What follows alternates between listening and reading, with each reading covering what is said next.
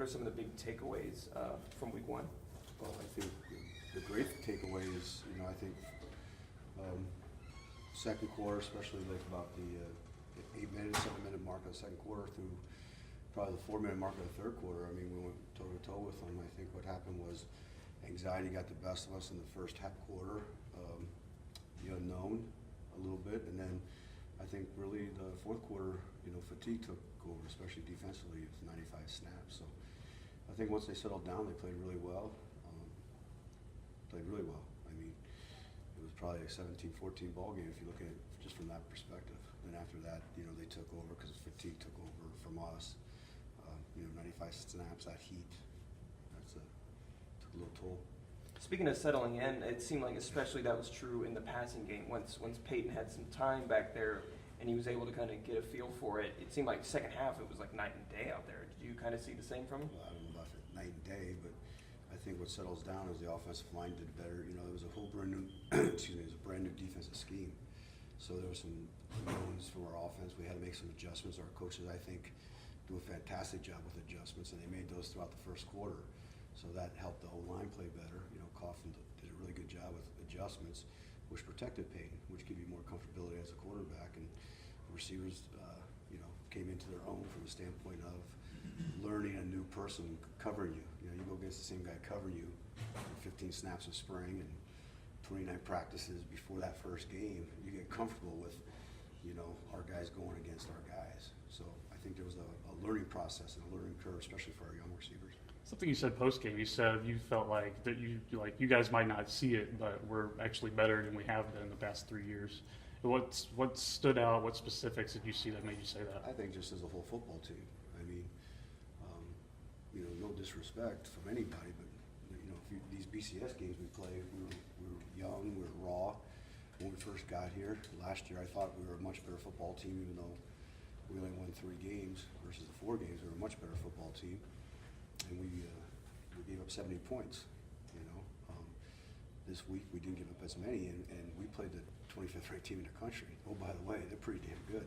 That front seven for Oklahoma State is phenomenal. Those receivers are unbelievable. The offensive line was way better than we've played from a BCS team since we've been here. So, you got to take a whole picture into consideration when you make judgments and evaluations. So I base my judgments and evaluations on the big picture of endless study of video. There's no question we're a better football team. And Angelo getting kicked out early in the game. Just what you see on that play? And well, I'm on both sides of the fence. So I don't know if it's like the NFL, you get fined or something. First of all, it was the right call. Player safety is absolutely critical. The thing I don't like, and I've been complaining about it for a billion years with Coach Pinkel, and when I was with the Big 12 and the SEC, the crime doesn't fit the punishment. He gets that penalty, which it was, and they made the correct call. There's no sour grapes there, but he lost 3.5 quarters of football. It should be like hockey with the penalty box. The rule states you lose 2 quarters of football. Well, depending on what happens, I remember we played Florida one year, and very first play of the game, their safety targets our receiver. Well, he lost 4 quarters of football. He lost 59 minutes of football. It's not a fair thing, but if that play happens on the last play of the second quarter, you only lose 30 minutes of football, like the rule states. You lose 2 quarters of football. So I just don't like the punishment. I think the rule's correct. The call was correct. Angelo should have been able to come back halfway through the fourth quarter.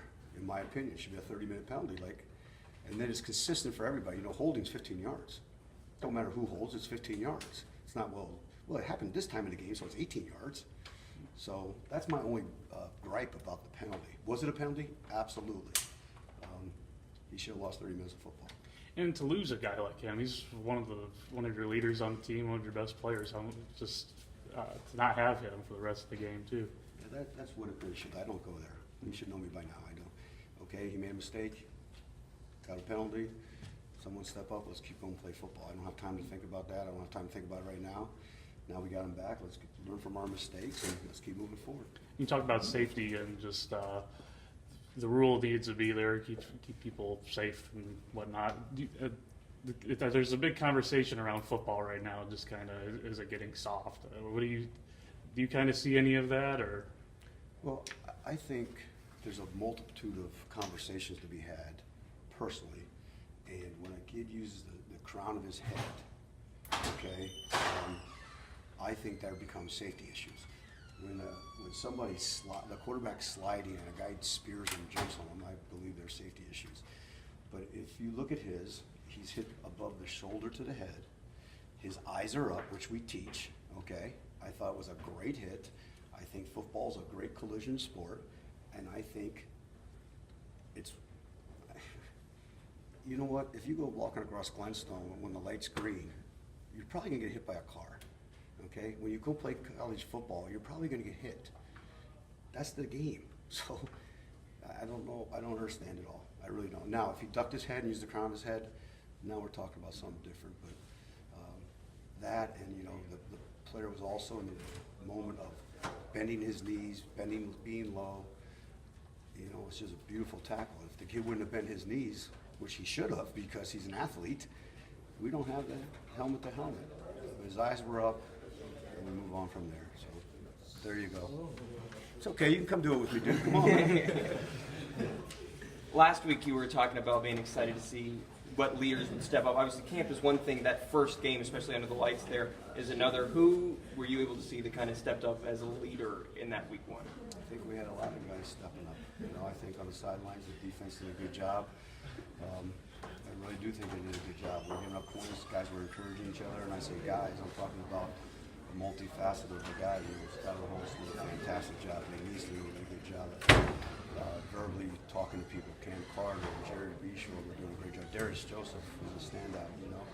Offensively, you know, Turner's always got his mouth going in a positive way. And then Jay Randall, as you guys are going to talk to, Randall did a great job. Peyton's doing a great job of leadership, you know. So I saw from a multifaceted of players. Obviously, there's a lot of eyes on the quarterback. You mentioned Peyton. What specifically did you see out of him in week one? I thought he's done a nice job. I think he's really understands what Mac's asking him to do. They made some coverage adjustments that we weren't seeing because of the new defensive staff. And again, Mac did some great adjustments with it, and Peyton did a great job of adjusting to it. That helped out our passing game the way they were inserting their safeties.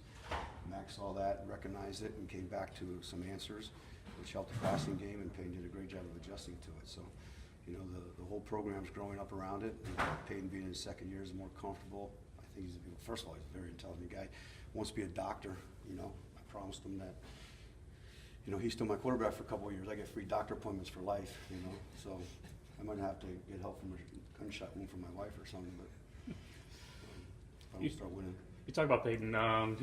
Do you feel like he's having to do too much? I mean, you look at the rushing stats, and he's got over 100 yards, but the other running backs at 17 carries for 17 yards. Do you think he's taking on a little too much, or No. other guys need to step up? No. You asked me if he's doing too much. No, he's the quarterback. He's got to do everything. That's why he's getting paid all that money. You know, quarterbacks. You didn't know quarterback scholarships are a little higher than everybody else's scholarship? Look into that. You got to look into that. Well, he's a doctor. His books cost more. How impressed were you by him, considering the pressure he was under, seemingly on a lot of the plays throughout the game, kind of right from the start? I was very impressed with Peyton. He's a good football player. You can see me after practice, you're late, dude. I'm not laughing. And just going into this week, I know it's just the next game. You want them to look at every game the same, but going from Oklahoma State to Lincoln University, just do you see any difficulty in keeping the guys focused on school? I don't think I see focus because, you know, how can we not be focused? We've won 8 games since we've been here. I think our players, what I want our players to understand is you don't cheat the game no matter who you play against. Your preparation's the same. As you see, guys are coming from the back rooms, they're watching video, they're studying the video. You have to prepare the same way week in, week out, and get into a rhythm. And you can't cheat this football game. It's a great game. So there is a difference between who we play and who we're going to play. But there's still a football team that's well coached. You know, I got great respect for Steve Smith. He's got a great background resume. Phil Pitts is our defensive coordinator. Pitts, he played for me up north. He's a smart football coach and diligent with his time and hours. You know, the only thing that's throwing us off a little bit is, you know, they played Saturday, we didn't, so we just got their film in. They had a late night traveling and stuff, so I'm only about halfway through the video on a Sunday, which is really our Tuesday. So the preparation part, you know, luckily we've done a good job over the summertime preparing them, game plan wise, and we'll go out and practice that today, and then we'll find out what wrinkles they put in and practice those tomorrow. Obviously, the team seemed pretty excited to get a chance to play in Stillwater. Do they seem equally excited for that first opportunity to come back here and play at home in front of the crowd? Well, I can't answer that because, we gotta keep our routine too. So I was with them Friday, and we have our 24-hour rule, so everybody was kind of miserable on Friday, and I'm glad they were. And then yesterday was their off day. We game planned, so they're rolling in. This is like our Tuesday practice, so we haven't seen them, so I can't answer that question specifically. What about you? You excited to play back at home here? I'm always excited to play. I don't care where you put the ball. I'm gonna put it down in Glen, so let's go play. But if we get hit by a car, it'll be a penalty, so we gotta be careful. Anything else? I'm good. You good? Okay. Thanks, Coach. Appreciate it.